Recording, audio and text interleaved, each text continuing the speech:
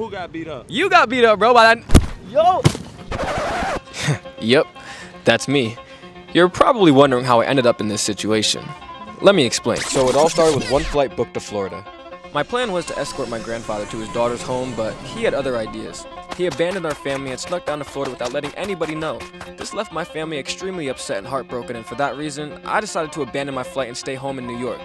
A month passed and I received an email that revealed I had made a mistake. I'd accidentally scheduled my flight for a month later than I was supposed to. So after a month of cooling down and the loss of my home, it felt like the perfect time to go to Florida. I called up a friend I met on PlayStation 2 years ago and arranged to finally meet him for the first time and crash on his couch for a few days.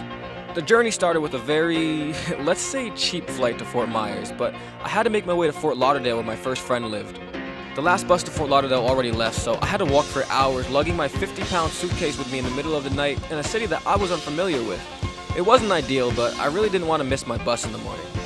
Finally, I reached the bus station only to find out that it was an outdoor bus station with a very uncomfortable concrete bench and a crackhead singing in the distance. There was no way back to the airport, and a 7-hour walk back was not an option.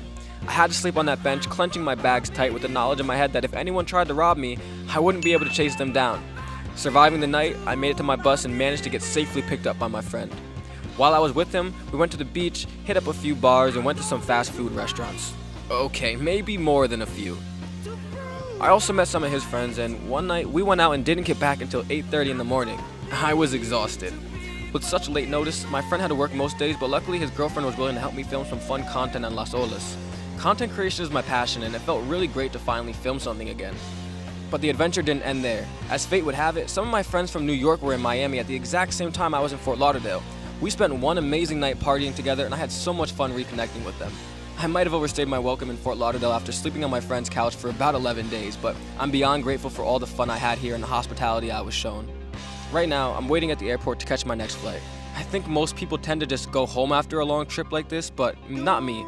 In fact, I won't be home for at least a couple more months. So I'll be spending this time couch surfing around the country, staying with friends and family, and trying my best to create as much content as I can for you guys. I can't wait to see what incredible memories I'll build on this journey, and I can't wait to see what I learn on my next stop, Arizona. I hope you'll tune in for my adventures, because if you know anything about me, you know I try to live a life worth making movies about. So make sure you like, comment, and subscribe to the channel so that way you can hear the story about this man. Thanks for watching, live forward, learn backwards. Peace.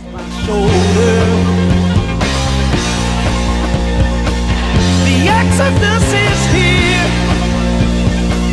The happy walk of the